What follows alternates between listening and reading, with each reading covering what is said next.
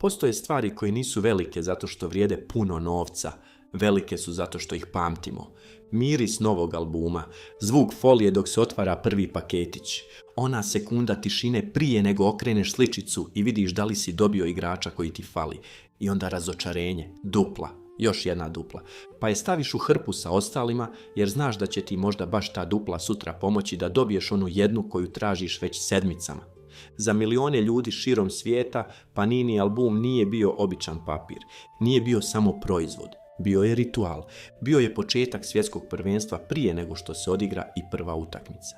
Jer za mnoge od nas mundijal nije počinjao zviždukom sudije, počinjao je onog dana kada kupiš album. Zbog svega rečenog, ova priča boli više nego što bi trebala, jer kada čuješ da Panini više neće biti dio svjetskog prvenstva, na prvu zvuči kao mala vijest. Jedan brend odlazi, drugi dolazi, jedan album se mijenja drugim albumom, ali iza te naizgled obične promjene krije se mnogo veća priča. Priča o tome kako je nešto što smo pamtili kao dječji ritual postalo dio milijarderske borbe za sportska prava. Priča o tome kako se nostalgija pretvara u ugovor, kako se uspomene pretvaraju u tržište i kako se fudbal malo po malo udaljava od običnih navijača i ulazi u ruke kompanija koje ne prodaju samo sport, nego prodaju osjećaj. Panini nije izgubio samo mjesto na naslovnici albuma. Možda smo mi izgubili jedan od posljednjih jednostavnih rituala koji su svjetsko prvenstvo činili posebnim. Zato ovo nije samo priča o sličicama. Ovo je priča o novcu, licencama, korporativnoj kontroli i pitanju koje mnogi fanovi tek sada počinju postavljati. Ko zapravo posjeduje naše fudbalske uspomene? Jer od 2031. godine Fifini kolekcionarski proizvodi prelaze u ruke Fanatics-a i Topsa. A da bismo razumjeli zašto je to toliko važno, prvo moramo razumjeti šta Panini zapravo jeste bio. Ne kao kompanija, nego kao osjećaj. Zbog toga se moramo vratiti na jedno jednostavno pitanje. Šta je Panini zapravo prodavao? Na prvi pogled odgovor je očigledan. Prodavao je sličice, mali komad papira sa slikom igrača, ali svi koji su ikada skupljali album znaju da to nije istina.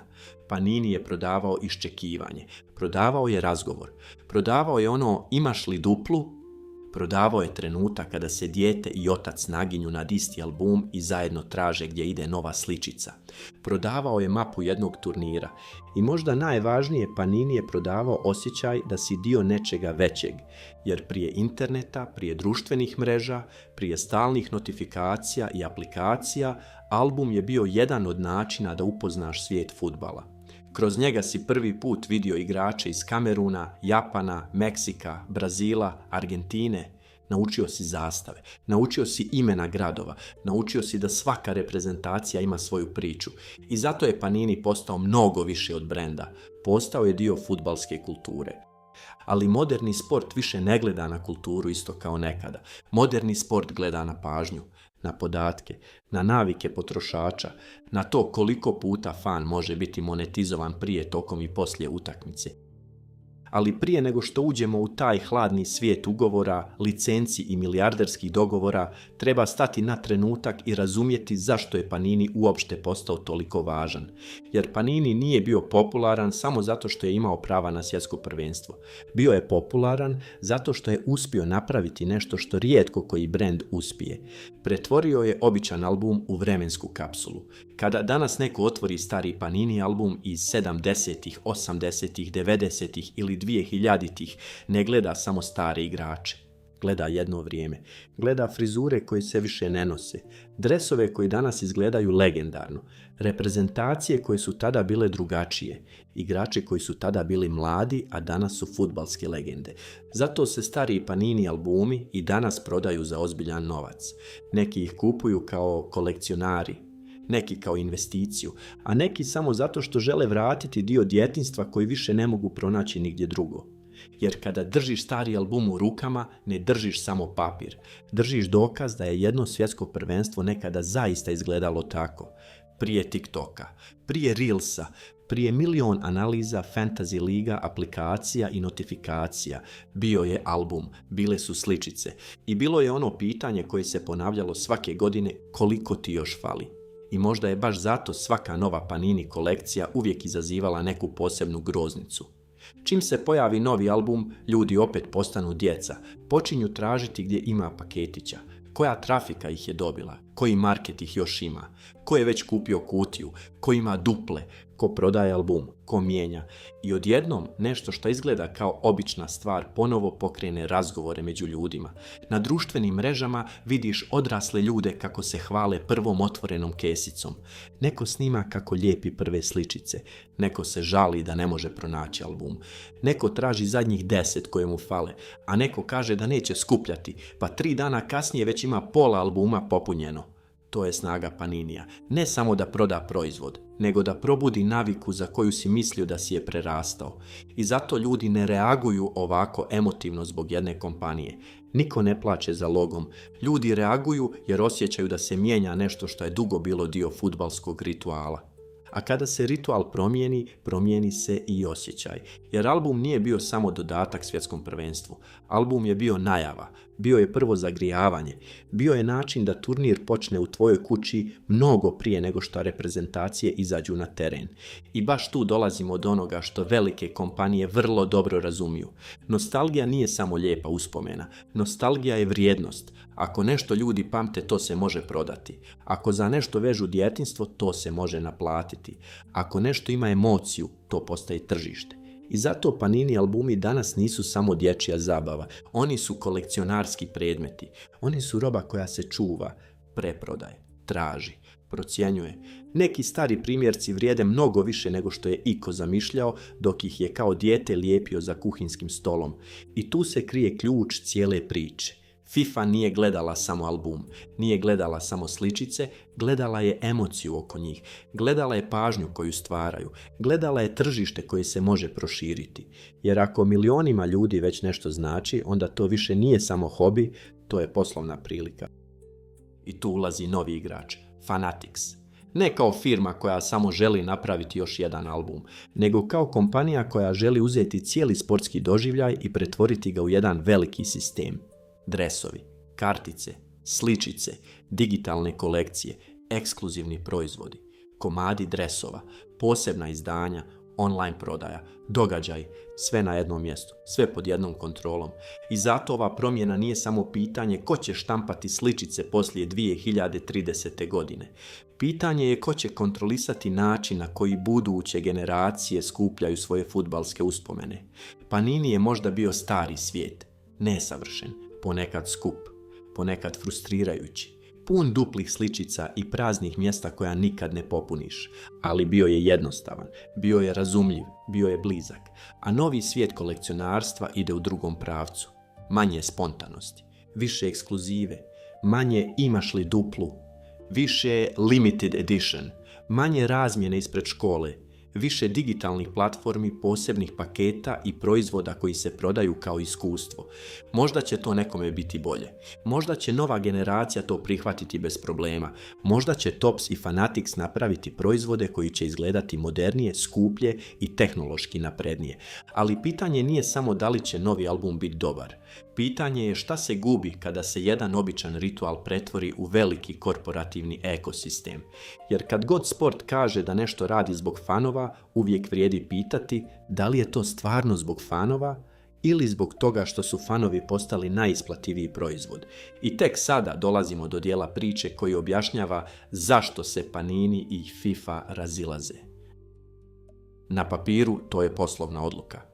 FIFA traži modernije partnerstvo, Fanatics nudi veći sistem, Topps donosi svoje iskustvo u karticama. Sve zvuči profesionalno, čisto i logično, ali kada se pogleda šira slika, vidi se da ovo nije samo zamjena jednog albuma drugim. Ovo je dio mnogo veće borbe za kontrolu sportskog kolekcionarstva, a Fanatics u toj borbi ne želi biti samo još jedan igrač.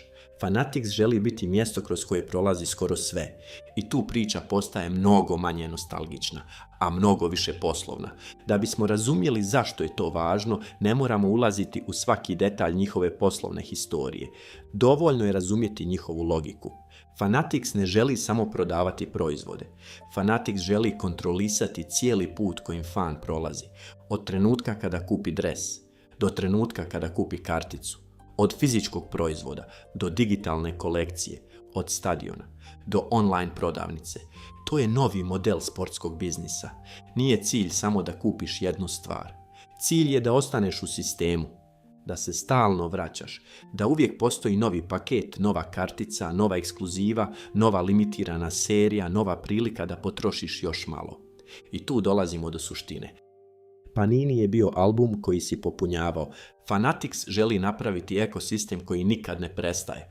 A kada kompanija dobije takvu kontrolu nad sportskim uspomenama, onda se više ne postavlja pitanje samo ko pravi bolji proizvod. Postavlja se pitanje šta se dešava kada jedna kompanija počne kontrolisati emociju cijelog tržišta. FIFA će naravno ovu promjenu predstaviti drugačije. Iz njihovog ugla ovo nije kraj tradicije. Ovo je modernizacija, novi proizvodi, nova tehnologija, bolji globalni doseg, više načina da fanovi učestvuju, više digitalnih i fizičkih kolekcija, više tržišta, više prihoda i sve to zvuči kao budućnost.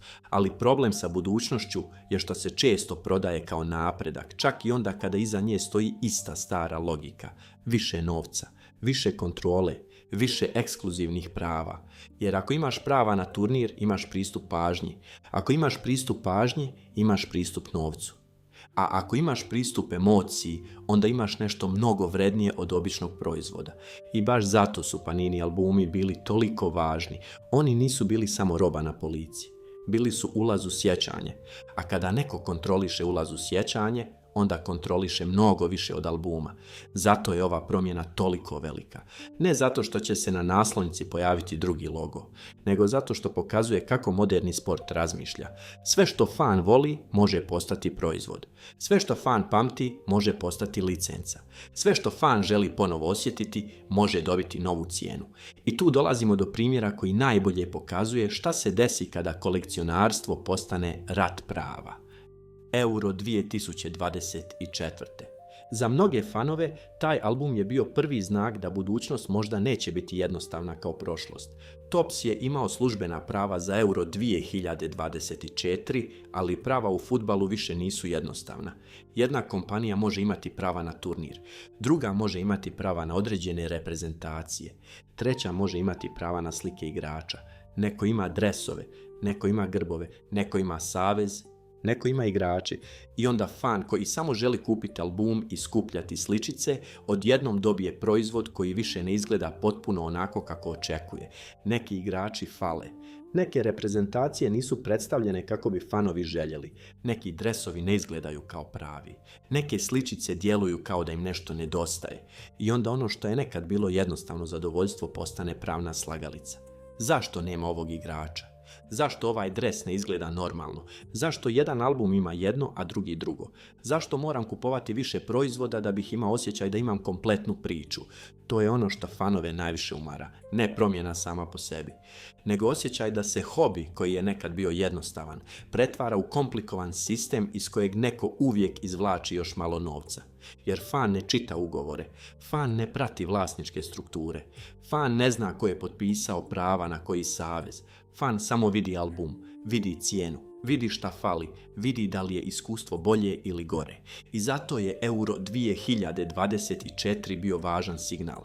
Pokazao je šta se može dogoditi kada se fudbalske uspomene razbiju između više licenci, više interesa i više kompanija. Na kraju fan ne dobija bolju priču, dobija zbunjenost. A kada zbunjenost uđe u nešto što je nekad bilo čista radost, tada se magija počinje gubiti. Naravno, ni Panini nikada nije bio savršen. Da budemo pošteni, Panini je također znao jako dobro zaraditi na nostalgiji. Paketići su postajali skuplji. Popuniti album nikada nije bilo jeftino. Uvijek je bilo previše duplih. Uvijek je falilo nekoliko sličica koje kao da ne postoje. Svako ko je skupljao album zna taj osjećaj kada ti fali još 5 igrača, a ti otvoriš 10 paketića i dobiješ sve što već imaš. I naravno da je i Panini biznis. Veliki biznis, ali razlika je u tome što je Panini kroz decenije postao dio rituala. Ljudi su mu opraštali mane zato što je bio poznat. Bio je dio tradicije. Znao si šta dobijaš. Znao si kako se igra. Znao si da će biti nerviranja, duplih potrage i razmjene, ali znao si i da će baš zbog toga biti zabavno. To je ono što novi sistemi često ne razumiju. Ne mora svaka frustracija biti uklonjena, nekad je baš ta mala frustracija dio iskustva. Jer da je sve bilo lako, ne bi bilo priče. Da si mogao jednim klikom kupiti sve sličice koje ti fale, ne bi bilo onog osjećaja kada konačno pronađeš zadnju. Da nije bilo duplih, ne bi bilo razmjene. Da nije bilo praznih mjesta, ne bi bilo čekanja. A čekanje je bilo pola magije. Moderni sport, međutim, ne voli čekanje. Ne voli slučajnost. Ne voli stvari koje se dešavaju izvan sistema. Moderni sport želi sve izmjeriti, sve usmjeriti, sve povezati sa platformom, sve pretvoriti u podatak, a kada se to desi, fan prestaje biti samo navijač. Postaje korisnik, kupac, profil, ciljna grupa, neko kome se stalno može ponuditi još nešto. Još jedan paket, još jedna kartica, još jedan ekskluzivni dodatak, još jedna limitirana serija, još jedan proizvod koji ne smiješ propustiti. I zato ova priča nije samo o Paniniju i Fanatixu. Ona je o načinu na koji se sport mijenja. Nekad je fudbal bio utakmica, stadion, lopta, album, dres i razgovor. Danas je fudbal globalni proizvod, sadržaj, platforma, pretplata, licenca, partnerstvo, podatak. Iskustvo koje se neprestano prodaje. I sada čak i sličice, taj mali nostalgični dio fudbala, ulaze u istu logiku. Sve postaje veće, skuplje, ekskluzivnije, kontrolisanije, a pitanje je da li postaje i bolje. Tu dolazimo do sudskih sporova, ali ovaj dio treba razumjeti pažljivo. Ovo nisu konačne presude. Ovo nisu stvari koje možemo predstavljati kao dokazanu istinu. Ovo su tvrdnje iz tužbi i pravnih procesa. Panini je u svojim tužbama optuživao Fanatix za antikonkurentsko ponašanje i tvrdio da Fanatix ne pokušava samo osvojiti tržište boljim proizvodima, nego izgraditi sistem u kojem konkurenti teško mogu opstati. Fanatix te tvrdnje negira i sudovi će odlučivati šta je od toga pravno osnovano, ali sama činjenica da se ovakve optužbe pojavljuju pokazuje koliko je tržište sportskog kolekcionarstva postalo ozbiljno. Jer kada ljudi čuju sličice, često misle na djecu, albume i trafike, ali iza toga danas stoji ogroman novac, ogromna prava, ogromni ugovori, ogromni interesi. Nije ovo više samo pitanje ko će štampati igrače na papiru. Ovo je pitanje ko će kontrolisati kolekcionarsko tržište budućnosti. Ko će imati pristup ligama, ko će imati pristup igračima, ko će imati pristup dobavljačima, ko će imati pristup policama u prodavnicama, ko će imati pristup fanovima. Jer u svijetu modernog sporta pristup fanovima je zlato. Ako imaš navijača u svom sistemu, možeš mu prodati dres, možeš mu prodati karticu, možeš mu prodati digitalni dodatak, možeš mu prodati posebnu kutiju, možeš mu prodati iskustvo, možeš mu prodati nostalgiju i onda se sve vraća na ono pitanje s početka. Ko zapravo posjeduje naše fudbalske uspomene? Jer možda mi mislimo da ih posjedujemo mi. Mi koji smo skupljali, mi koji smo lijepili, mi koji smo čuvali albume po ladicama, mi koji smo se sjećali gdje smo bili kad smo otvorili neki paketić. Ali u modernom sportu uspomena često zavisi od licence, a licencu posjeduje onaj ko plati više. To je hladna realnost. Nije bitno ko je bio dio tvog djetinjstva. Nije bitno ko je gradio ritual decenijama. Nije bitno šta ljudi povezuju s turnirom. Ako neko ponudi bolji poslovni model, veći sistem i više novca, tradicija može završiti preko noći. I možda je to najtužniji dio ove priče. Ne to što Panini odlazi, nego to što se čini da u modernom fudbalu ništa nije previše sveto da ne bi moglo biti prepakovano i prodano. Dresovi, stadioni, ulaznice, TV prava, navijačke pjesme, historija klubova, a sada i albumi. Sve ono što je nekada izgledalo kao dio kulture, danas može postati dio strategije rasta. I naravno, neko će reći, pa svijet ide dalje. Djeca danas žive drugačije, možda neće ni žaliti za Paninijem. Možda će njima Tops i Fanatix biti normalni, možda će voljeti digitalne kolekcije, možda će im biti uzbudljivo da dobiju karticu sa komadićem dresa. Možda će novi proizvodi zaista biti kvalitetni. I to je moguće. Ne treba se praviti da je svaka promjena loša. Problem nije u tome što se svijet mijenja. Problem je u tome što se promjene često događaju bez osjećaja za ono što ljudi gube. Jer kada nestane jedan ritual, ne nestaje samo proizvod. Nestaje način na koji su se ljudi povezivali. Nestaje razlog za razgovor. Nestaje jednostavna radost traženja, mijenjanja i popunjavanja. Nestaje onaj mali trenutak kada dijete pita odraslog Hoćemo li kupiti još jedan paketić? I odrasli kaže, samo jedan. A oboje znaju da neće biti samo jedan. To je ono što velike kompanije ne mogu lako napraviti u prezentaciji. Ne možeš u PowerPoint staviti osjećaj djetinjstva. Ne možeš u ugovor upisati miris papira. Ne možeš u strategiju rasta ubaciti onu malu nervozu kada ti fali još jedna sličica. Možeš kupiti prava, možeš kupiti brand, možeš kupiti tehnologiju, možeš kupiti distribuciju, ali ne možeš odmah kupiti povjerenje. Ne možeš kupiti 60 godina navike. Ne možeš kupiti uspomene koje su se skupljale generacijama. Panini je to imao, ne zato što je bio savršen, nego zato što je bio prisutan, bio je tu iz turnira u turnir, iz generacije u generaciju. Bio je tu kada su djeca skupljala sama, pa onda odrasla, pa onda kupovala albume svojoj djeci. I baš tu se zatvara krug. Zato Panini album nije bio samo proizvod jednog takmičenja. Bio je veza između generacija. Otac koji je nekad skupljao 1998. godine sada kupuje album svom sinu. Neko ko je lijepio sličice 2006. sada ih lijepi sa svojom kćerkom. Neko ko nikada nije popunio album do kraja sada pokušava ponovo, samo da vidi hoće li ovaj put uspjeti. To je ono što se gubi kada se sve svede na tržište. Gubi se osjećaj da neke stvari postoje zato što ih ljudi vole, a ne samo zato što se mogu bolje monetizovati. I zato će 2030. godina biti čudna. Biće to još jedno svjetsko prvenstvo, još jedan turnir, još jedan album, još jedna kolekcija. Ali za mnoge ljude bit će i posljednji put da Fifin Mundijal nosi Panini pečat. Posljednji put da jedan stari ritual izgleda onako kako smo ga poznavali.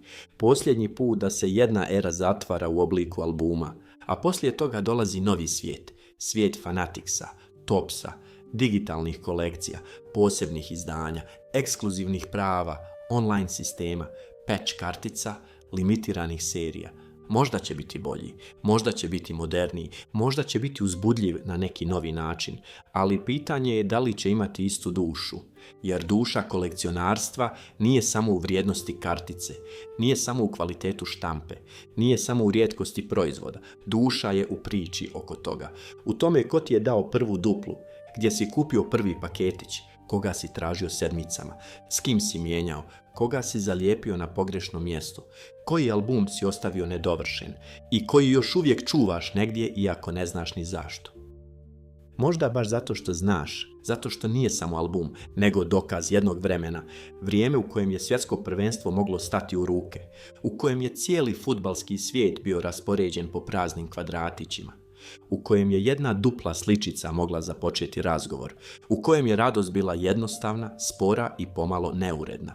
A danas, kada se sve ubrzava, digitalizuje i prodaje kroz velike sisteme, takve stvari postaju sve rijeđe. Zato kraj Paninijeve FIFA ere nije samo kraj jednog ugovora. To je mali, ali bolan podsjetnik da se moderni sport mijenja na načine koje često primijetimo tek kada nam uzmu nešto što smo voljeli. Prvo pomisliš, ma dobro, to su samo sličice, a onda se sjetiš mirisa albuma, prvog paketića, duplih, razmjene, praznih mjesta i shvatiš da možda nikada nije bilo samo o sličicama. Bilo je o osjećaju da fudbal pripada svima, da možeš za malo novca kupiti komadić svjetskog prvenstva, da možeš držati turnir u rukama, da možeš biti dio priče čak i ako nikada nećeš otići na utakmicu. I možda je baš zato ova promjena toliko simbolična, jer kada čak i taj mali komadić fudbala postane dio ogromnog korporativnog sistema, onda se moraš zapitati šta je sljedeće. Šta još od naših rituala može biti prodano? Šta još od naših uspomena može promijeniti vlasnika? I gdje je granica između modernizacije i gubitka duše? Možda Fanatics zaista donese novu eru kolekcionarstva. Možda Tops napravi albume koje će buduće generacije voljeti. Možda će za 20 godina neko s nostalgijom pričati o njihovim karticama kao što mi danas pričamo o Paniniju. Ali za generacije koje su odrasle uz Panini, ovaj kraj će uvijek imati gorak ukus. Jer nije otišao samo brand. Otišao je osjećaj, otišao je dio načina na koji smo čekali svjetsko prvenstvo. I zato kada sljedeći put vidite stari Panini album negdje u ladici, nemojte ga gledati kao gomilu papira. To je mala arhiva jednog vremena. Vrijeme u kojem su sličice bile društvena mreža prije društvenih mreža. Vrijeme u kojem se fudbal skupljao polako, Jedan paketić po jedan, jedna dupla po jedna, jedno prazno mjesto po jedno. A sada nam ostaje pitanje, da li je FIFA samo promijenila partnera ili je prodala jedan od posljednjih rituala koji su fudbal činili našim? I još važnije, da li biste vi i dalje skupljali album svjetskog prvenstva ako na njemu više ne piše Panini? Ako želite još ovakvih priča o stvarima koje su oblikovale našu svakodnevnicu, a iza njih se krije mnogo više nego što mislimo, pretplatite se na Iza svakodnevnice i vidimo se u sljedećoj priči. A do sljedeće priče gledajte dublje.